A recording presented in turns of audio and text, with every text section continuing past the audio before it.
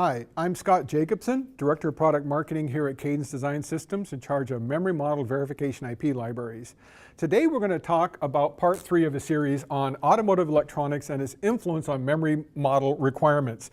We've already talked in previous parts of the series on the market sizing and the drivers, and today we're going to talk about the technology implications of what all of these requirements and drivers have on the different memory technologies.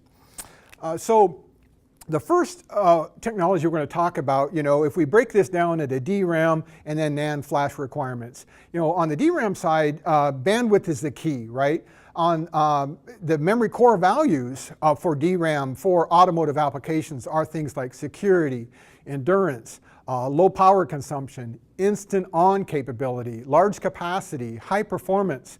So in today's world, there's a range of memory technologies that actually serve the requirements there pretty well. Things like DDR3 and LPDDR3 for the level 0 type of autonomous driving systems.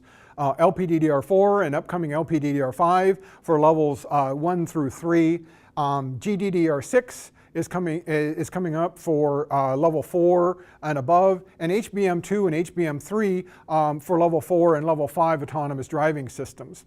As a frame of reference for the technology demands or technology implications, the ADAS driving systems, which are level 2 and level 1 and level 2 of the autonomous driving paradigm, ADAS systems are really going to be requiring bandwidth from 20 gigabytes per second today to 1 terabyte per second by 2030. It's predicted by 2025 a companion demand on onboard storage is going to exceed 40 gigabytes of storage for DRAM and a terabyte of storage for flash. Memory usage in cars from 2015 to 2020 has progressed from, on ADAS, it's progressed from 1 gigabyte to 4 gigabit growth. Infotainment requirements from 16 gigabytes to 32 gigabytes. And 4G integration for cellular connectivity from 1 gigabyte to 4 gigabytes. So you can see as the car grows into basically a central processing unit with internet connectivity on wheels, the memory technology requirements are going up very dramatically. On the NAND flash side of things, the requirements for NAND flash, in most to least important, are things like fast system startup. You don't want to wait for that electronic control system to hit your brakes. Quality, robustness and endurance with temperatures ranging from 40 degrees C to 60 degrees C. Diagnosis, energy efficiency, scalability. Those kinds of things are hard requirements in that environment that are kind of unique to automotive electronics. Now, those provide support for a variety of new, what we call use cases in the automotive world. Things like user data storage, high definition map data storage, driving data, event recording data. There's more sources of data that need to be stored, driving these increasing storage requirements.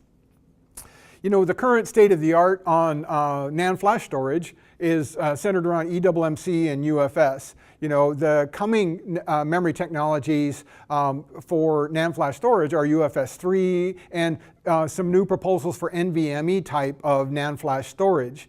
Now, from a performance point of view, on a technology drive there, the eMMC, UFS, and NVMe are low to high in their ability to satisfy performance requirements. Now, you can't talk about NAND flash in a car without talking about the transition also from hard disk drives to solid state drives. The solid state drive considerations are things like what's the interface and the form factor and the temperature. Also, you think about things like endurance, write endurance in the flash memory. Things like MLC versus TLC, which is multi-level versus triple-level cell. So the trends driving those requirements are, as I mentioned, hard disk drive replacement, 3D cell technology integration, and also triple layer cell technology for higher density storage requirements. We also have the demand for persistent memory in a car, things like NVRAMs and Crosspoint. There's emerging NVM interfaces, from parallel interfaces like eMMC to serial interfaces like PCIe. Then let's take a look at from a system SOP point of view. By 2018, the dominant memories in play are going to be LPDDR4, and the bandwidth will be okay, but configuration of an 8 gigabyte configuration is going to be too high a cost, and the power dissipation is going to be too high. eMMC by 2018, the bandwidth and the IOPS are not going to be satisfactory. In a multi-layer cell configuration, system use up to 128 gigabytes is going to be too high a cost. As we talked about before, hard disk drives are on the end of life in automotive with very poor latency and system bottlenecks, so those are going to solid state drives. So now we leave 2018 behind and we talk to 2021.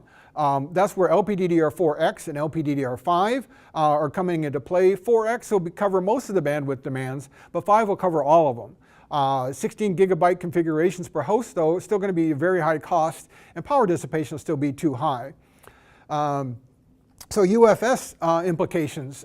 System is going to need up to 512 gigabytes in 2021, so the cost is still too high with MLC. The transition to triple layer cells is going to be required to reduce cost. This has been probably a very fast tour of the technology implications of the growth in automotive electronics on memories. Thank you for your attention. I'm Scott Jacobson, Director of Product Marketing here at Cadence Design Systems. Please go to www.cadence.com for more information.